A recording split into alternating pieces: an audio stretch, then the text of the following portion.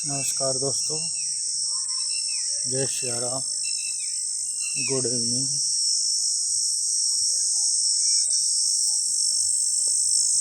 आशा है आप सभी स्वस्थ होंगे, आनंद में होंगे, प्रकृति का आनंद ले रहे होंगे, प्रकृति से जुड़े होंगे। अपने ऑफिस में ढेर सारा काम करके सारा स्ट्रेस ऑफिस की फाइलों में ही बंद करके, लैपटॉप में बंद करके घर की ओर रवाना हो रहे होंगे। और जिनका वैसा फिजिकल काम है वो भी थक हार के अपने घर को आ रहे होंगे और घर आने का जो आनंद है वो महसूस कर रहे हैं।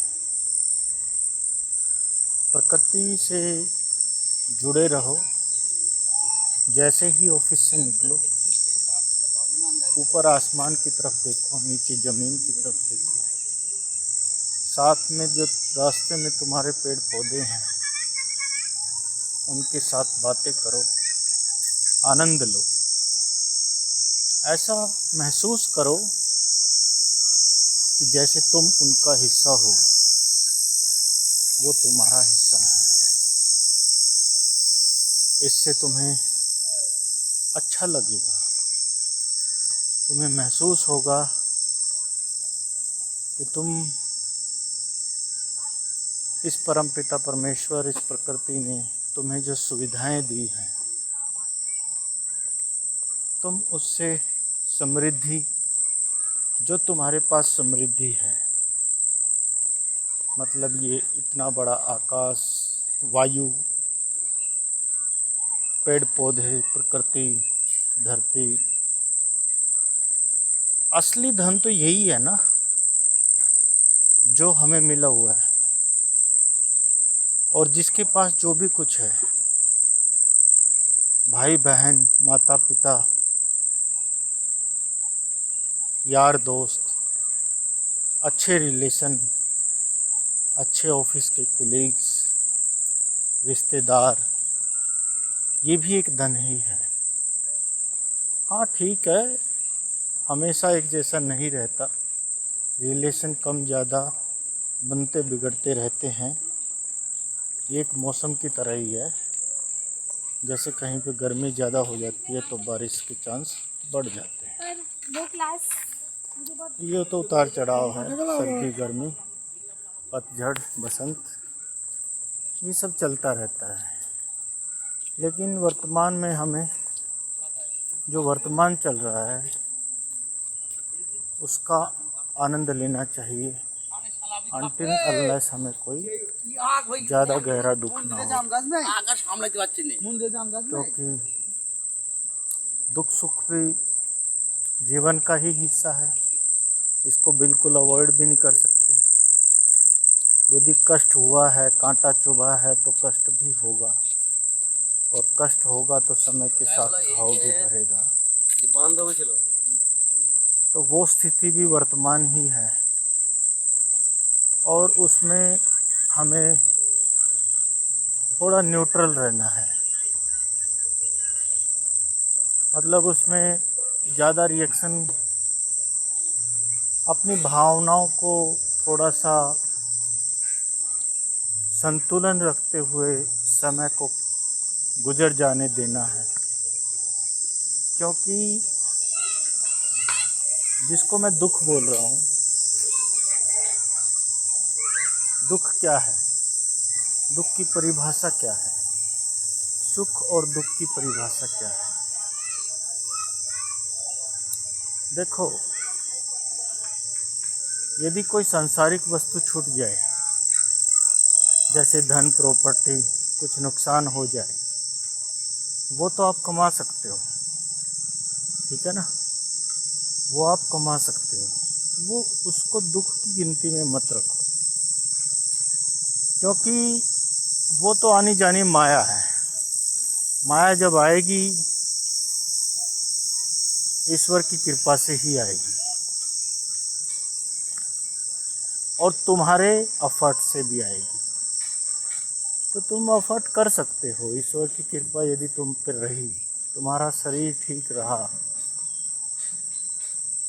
जीवन अच्छा रहा, तो दोबारा अफोर्ड कर लेंगे और सांसारिक वस्तुएं जोड़ लेंगे। लेकिन यदि जो प्राकृतिक संसाधन है, प्रकृति ने जो सुख सुविधाएं दी हैं, उनमें यदि कुछ लॉस हो जाता है जो तुम्हारे हाथ में भी नहीं है, वो थोड़ा दुख की श्रेणी में, मैं ऐसा मानता हूँ, आता है। उससे आदमी को कष्ट भी होता है।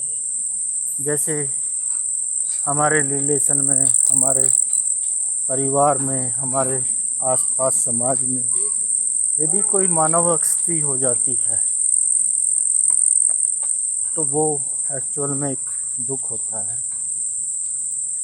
यदि हमारे आसपास जीव जंतु किसी तरीके से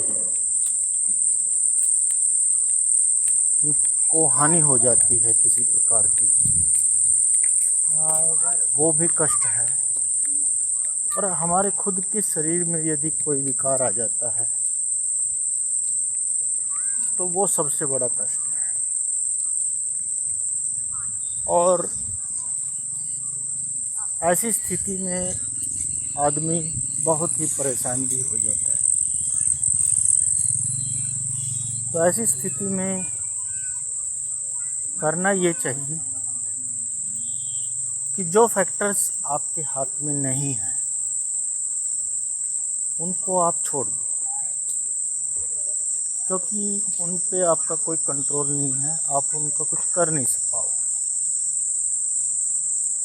लेकिन जो फैक्टर आपके हाथ में है उनको आप कंट्रोल करने की कोशिश करो। जैसे शरीर से जुड़ी समस्याएं हैं तो आप उनको, उनके जो फैक्टर्स हैं, जो मेडिकल साइंस बताती है, आयुर्वेद बताता है, शुगर की दिक्कत है तो मीठा, प्राकृतिक मीठा खाओ, लेकिन आर्टिफिशियल मीठा जो है, शुगर की फॉर्म में जो आर्टिफिशियल शुगर है, उसको आप त्याग दो। जो व्यायाम आपको लगता है सही है, आपके शरीर के लिए सूट करता है, वो करो। डॉक्टर या स्पेशलिस्ट जो बताते हैं, मतलब अपने खुद के एफर्ट्स आप कर सकते हो। तो इस तरीके से जो कष्ट होते हैं उसमें आदमी को कुछ भी अच्छा नहीं लगता, यहाँ तक कि प्रकृति भी अच्छी नहीं लगती, क्योंकि वो जो कष्ट होते हैं ना, वो इंसान को कहीं ना कहीं तोड़ देते हैं, क्योंकि वो असहाय महसूस करता है उस पर। और उसका जो शरीर साधन है वो काफ़ी कष्ट में होता है, दुखदाई होता है। ऐसी स्थिति में हम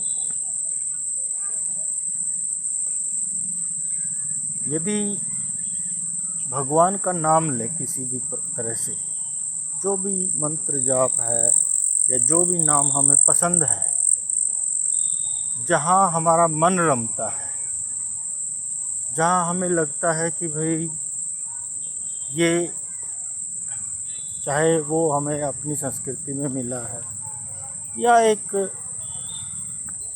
इष्ट देव हैं, या आपको लगता है कि ये मेरे मन को रम रहा है, ये मेरे मन को अच्छा लगता है, तो उस स्थिति में आप उनका जाप कर सकते हैं, उनको याद कर सकते हैं। क्योंकि ऐसे में आत्म समर्पण करना बहुत ज़रूरी है, समर्पित हो जाना बहुत ज़रूरी है। समर्पण में क्या होता है कि हमारा शरीर, हमारी आत्मा, हमारी चेतना, हमारे ब्रेन में ये मैसेज जाता है कि ये चीज़ हमें बेटर कर देगी, सिचुएशंस को बेटर कर देगी। तो ऐसी स्थिति में जब ये मैसेज जाता है ब्रेन को,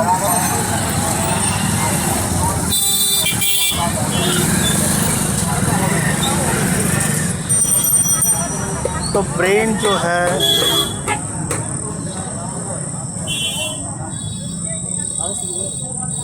मेडिकल की भाषा में मैं आपको प्रोसेस बता रहा हूँ थोड़ा पहले, आध्यात्मिक भाषा में मैं भी डिस्कस करूँगा।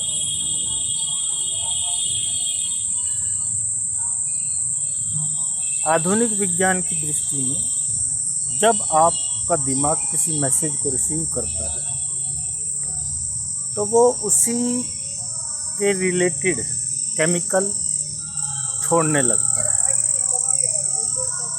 जब आप आत्मसमर्पण करते हैं और एकाग्रता जब आप में आती है किसी बिंदु के प्रति, किसी नाम के प्रति, तो जो माइंड मैसेज भेजने लगता है कि ये प्रॉब्लम यहाँ पे ठीक हो जाएगी।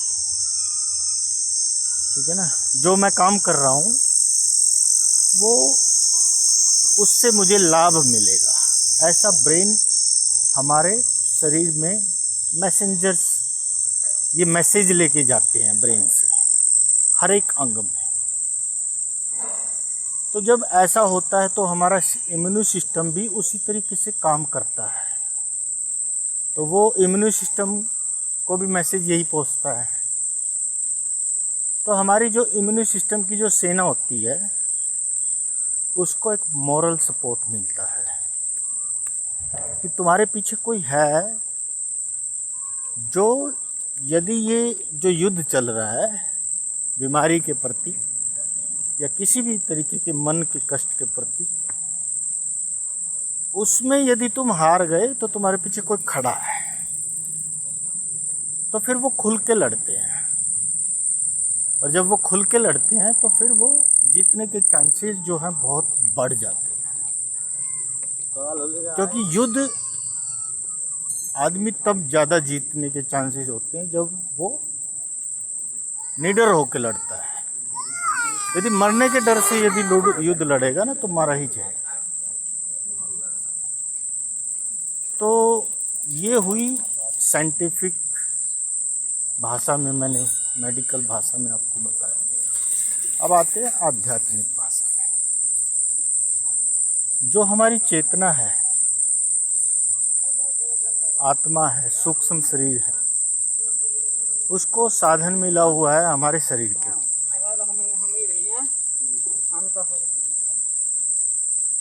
अब मान लो, छोटे से एग्जाम्पल के रूप में मैं बताऊंगा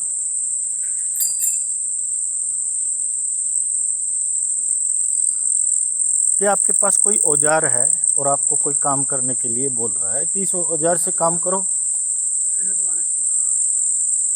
या कोई दिक्कत आ गई है, तो यदि आपके पास वो औजार है और आपको ये पता चले कि ये औजार सही नहीं है, ये काम नहीं कर पा रहा है, तो आप हेल्पलेस महसूस करोगे। ठीक है ना। तो इसी प्रकार हमारा जो सूक्ष्म शरीर है, हमारी जो चेतना, आत्मा, कुछ भी बोलो, उसको जो हमारे शरीर रूपी साधन है, उसको जब ये लगता है कि ये साधन बेकार हो रहा है, तो वो भी हेल्पलेस महसूस करती है। इसलिए हमें अच्छा फील नहीं होता हमारे शरीर में जब विकार आते हैं, कोई बीमारी आती है या कोई चोट लग जाती है, तो हम दुखी, एक तो दुख होता है, थोड़ी देर के लिए दर्द होता है। दर्द तो अपनी जगह है ही, दर्द तो चेतना को नहीं हो रहा, तुम्हारे शरीर को ही हो रहा है। लेकिन जो चेतना को जो आभास हो रहा है, वो जो नेगेटिव आभास हो रहा है, क्योंकि चेतना, आत्मा शरीर को यूज़ कर रही है अपने उत्थान की, और वो साधन ही यदि बेकार हो रहा है, तो फिर वो जो भी करेगी, जैसे भी उसको यूज़ कर सकती है, या वो उसको किसी और ले जा रहा है। जैसे घोड़े पे कोई घुड़सवार रहता है और यदि घोड़े की टांग में दिक्कत आ जाए तो घुड़सवार का कॉन्फिडेंस डाउन हो जाता है। दिक्कत तो घोड़े को आ रही है, लेकिन घुड़सवार का कॉन्फिडेंस डाउन हो जाता है कि अब तू नहीं जीत पाएगा, अब तू दौड़ नहीं पाएगा, जबकि वो तो बैठा हुआ है घोड़े पे और घोड़ा चाहे कोशिश भी कर रहा है। लेकिन घुड़सवार को ये पता चल गया कि भाई घोड़े के पैरों में या कहीं पे दिक्कत है, तो वो उतनी एफिशिएंसी नहीं दे पाएगा, तो उसका कॉन्फिडेंस ऑलरेडी डाउन हो जाएगा। इसी प्रकार जो हमारी चेतना है, उसका भी एक तरीके से कॉन्फिडेंस कह लो या उसका बोध कह लो, वो नेगेटिव हो जाएगा जब हम एक घोड़े के रूप में जो हमारा शरीर है, जो साधन है, जो घुड़सवार चेतना के रूप में है, उस पर जब उसमें कोई दिक्कत आ जाएगी, कोई विकार हो जाएगा, तो वो भी, उसका भी जो विश्वास कम हो जाएगा। तो ये सुख दुख की बात थी। इसलिए मैं ये कह रहा हूँ कि सांसारिक सुख लॉस को, सांसारिक जो लॉस है, धन संपत्ति, ये सांसारिक लॉस है, इनको लॉस मानो ही मत कभी। क्योंकि तुम जब जन्म तुमने लिया, तुम तो कोई सांसारिक साधन या प्रॉपर्टी तो साथ लेके नहीं आए थे ना पैसे लेके आए थे साथ में, तो फिर लॉस किस बात का? तुमने तो जीरो से स्टार्ट किया, और तुम कितना भी खोलो तो जीरो, तो तुम उस स्थिति में तो नहीं जा पाओगे। कोशिश करो कि उसको बढ़ाने की कोशिश, ठीक है, अपनी जनरेशन के लिए, अपने यापन के लिए, लेकिन गलतियों से भी सीखो कि जानबूझ के अपनी गलतियों से कुछ लॉस मत करो फिजिकल चीज़ों का। लेकिन कोई ऐसा फैक्टर है जो तुम्हारे हाथ में नहीं था या जो भूतकाल में हो चुका, चाहे वो गलती से सीखने की ज़रूरत है, लेकिन उसको दिल पे लगा के दुख बना लेना, वो उतना बड़ा लॉस नहीं है जितना आप सोच रहे हो।